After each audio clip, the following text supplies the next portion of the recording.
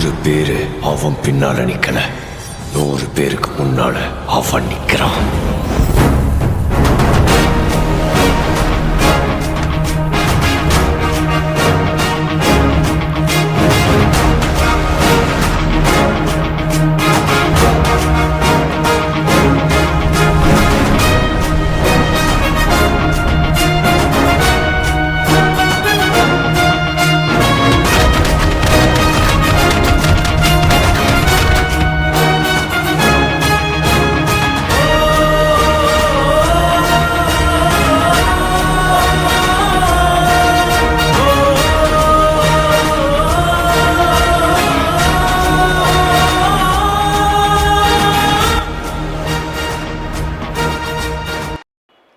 What an exciting game.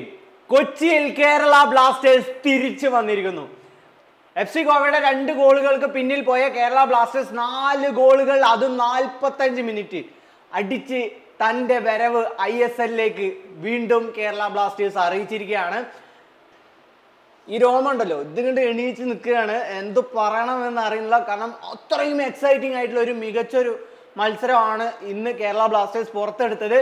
കഴിഞ്ഞ മത്സരങ്ങളെ എടുത്ത് നോക്കുകയാണെങ്കിൽ നമ്മൾ വളരെ വ്യക്തമാക്കിയാണ് പ്രീ മാച്ച് അനാലിസിന്, അതും FC ഗോവയെ പോലെയുള്ള ഒരു ടീമിനെതിരെ ഗോൾ സ്കോർ ചെയ്യുന്നതിൽ വളരെ ബുദ്ധിമുട്ടാണ് എന്നുള്ളത്. കാരണം നമുക്കറിയാം ഒടെ പോലെയുള്ള വളരെ മികച്ച താരങ്ങൾ ആൻഡ് വെരി സ്ക്വാഡ് ഡെപ്ത് ആയിട്ടുള്ള ഒരു ടീം തന്നെയാണ് FC ഗോവ.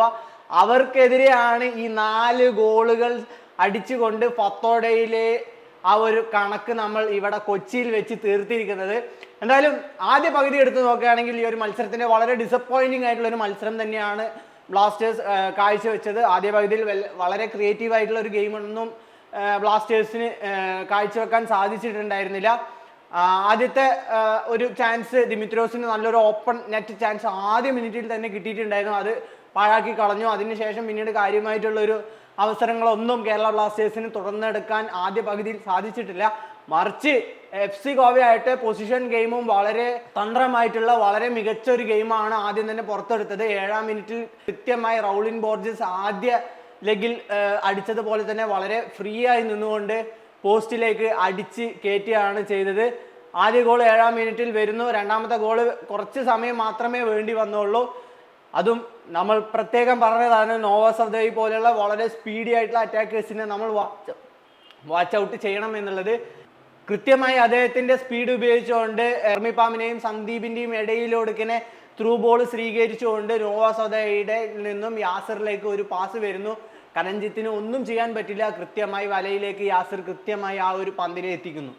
എന്നാൽ അതിനുശേഷം പിന്നീട് അങ്ങോട്ട് ഒരു ഡിഫെൻസീവ് തന്ത്രമായിരുന്നു FC ഗോവ കൈവരിച്ചത്. അത് തന്നെയാണ് അവർക്ക് വളരെയധികം സെറ്റ് ബാക്കുകൾ ഉണ്ടാക്കിയതും. ഒരുപാട് ടൈം ആൻഡ് ഡിലേ എടുത്തുകൊണ്ട് എങ്ങനെയെങ്കിലും ഈ ഒരു മത്സരം വിജയിച്ച് കയറുക എന്നുള്ളതായിരുന്നു പിന്നീട് FC ഗോവയുടെ തന്ത്രം എന്ന് പറയുന്നത്. മറിച്ച് കേരള ബ്ലാസ്റ്റേഴ്സ് ആവട്ടെ, ദിമിത്രിയോസ് വളരെ ഹാർഡ് വർക്കിംഗ് ആൻഡ് ഡൈസുക്കെ സക്കായും വളരെ മികച്ച രീതിയിൽ ആദ്യ പകുതിയിൽ ഒരുപാട് അറ്റാക്കുകൾ നടത്താൻ ശ്രമിക്കുന്നുണ്ടെങ്കിലും അവരുടെ ഡിഫൻസിൽ ഒടേന്ത്യ എന്ന് പറയുന്ന ഈ ഒരു വൻമതിലിനെ മറികടക്കാനാണ് ഈ ഒരു മത്സരത്തിൽ കേരള ബ്ലാസ്റ്റേഴ്സിന് ഒരുപാട് കഷ്ടപ്പെട്ടത്. ഇനി ആദ്യ പകുതി മാറ്റി നിർത്തി കഴിഞ്ഞാൽ 2-ാം പകുതിയിലേക്ക് വരുമ്പോൾ ഒരു ക്രിയേറ്റീവ് ഗെയിമോ ആദ്യ പകുതിയിൽ കേരള ബ്ലാസ്റ്റേഴ്സ് കാഴ്ച വെക്കാത്ത ബ്ലാസ്റ്റേഴ്സ് 2-ാം പകുതിയിൽ വാട്ട് എ കംബാക്ക്. ഇതുപോലെയുള്ള ഒരു കംബാക്ക് ISL ചരിത്രത്തിൽ ഇതുവരെ കേരള ബ്ലാസ്റ്റേഴ്സ് നടത്തിയിട്ടില്ല. 2 ഗോളിൽ പിന്നിൽ പോയി കഴിഞ്ഞു കഴിഞ്ഞാൽ മിക്ക മത്സരങ്ങളും ബ്ലാസ്റ്റേഴ്സ് തോറ്റ് അലക്ഷ്യമാക്കി കളിക്കുന്ന ഒരു രീതിയാണ് ബ്ലാസ്റ്റേഴ്സ് കാഴ്ചവെക്കുന്നത്. എന്നാൽ കഴിഞ്ഞ 3 മത്സരങ്ങൾ തോറ്റു നിൽക്കുന്ന കേരള ബ്ലാസ്റ്റേഴ്സിന് ഈ ഒരു മത്സരത്തിന്റെ ഇമ്പോർട്ടൻസ് നല്ല രീതിയിൽ അറിയണം. ഈ ഒരു മത്സരത്തിൽ വിജയത്തിൽ കുറഞ്ഞതൊന്നും ബ്ലാസ്റ്റേഴ്സ് അറിയിക്കുന്നില്ല എന്നത് മനസ്സിലാക്കിക്കൊണ്ട് തന്നെ 2-ാം പകുതിയിൽ what a comeback from Kerala Blasters. ആദ്യ ഗോൾ വരുന്നത് ഫ്രീ കിക്കിലൂടെയൊക്കെയാണ് and Daisuke Sakai. This man nailed it. ലൂണയ്ക്ക് പകരക്കാരനായി തീർച്ചയായിട്ടും ബ്ലാസ്റ്റേഴ്സിന് ഇപ്പോൾ റീപ്ലേസ് ചെയ്ത് ഒരു ഫ്രീ കിക്ക് സ്പെഷ്യലിസ്റ്റിനെ ആവശ്യം തന്നെയാണ്. സെറ്റ് പീസുകളിൽ ഗോൾ കണ്ടെത്തണം, അതാണ് ഈ ഒരു ബ്ലാസ്റ്റേഴ്സ് ലാക്ക് ചെയ്യുന്നുണ്ടായിരുന്നത്. അവിടെയും ബ്ലാസ്റ്റേഴ്സിന് ഇപ്പോൾ ഗോളുകൾ സ്കോർ ചെയ്യാൻ ഒരാളെ ലഭിച്ചിരിക്കുന്നു. ഡൈസുക്കെ സക്കയുടെ ഫ്രീ കിക്ക് കൃത്യമായി വലയിലേക്ക് പോകുന്നു, അതും 50-ാം മിനിറ്റിലാണ്.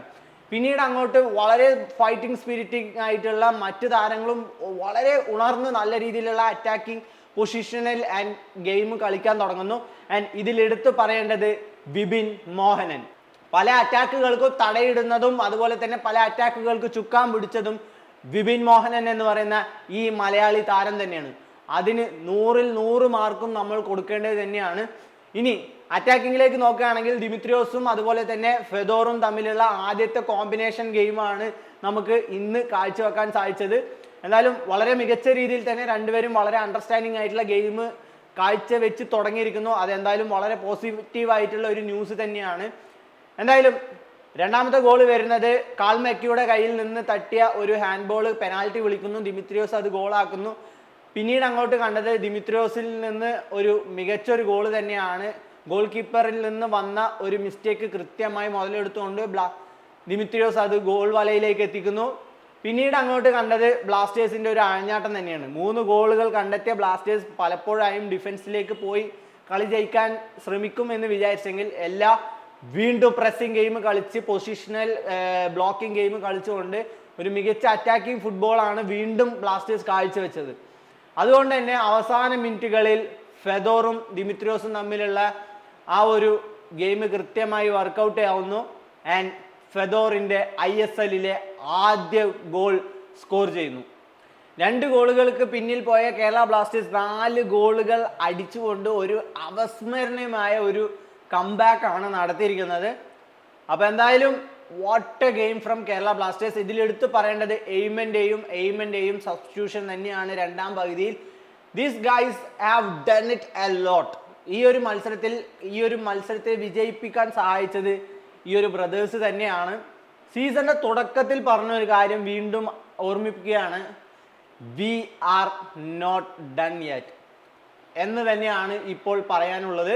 അപ്പോൾ എന്തായാലും ഈ ഒരു മത്സരത്തിനെ കുറിച്ചിട്ടുള്ള നിങ്ങളുടെ അഭിപ്രായങ്ങളും കാര്യങ്ങളും താഴെ കമൻറ്റ് ചെയ്യുക. അപ്പോൾ വീഡിയോ ഇഷ്ടപ്പെടുന്നു വിചാരിക്കുന്നു. വീഡിയോ ഇഷ്ടപ്പെട്ട് കഴിഞ്ഞാൽ ലൈക്ക് ചെയ്യുക, ഷെയർ ചെയ്യുക, സബ്സ്ക്രൈബ് ചെയ്യുക. നമുക്ക് വീണ്ടും അടുത്തൊരു വീഡിയോയുമായി കാണുന്നതായിരിക്കും. Signing out.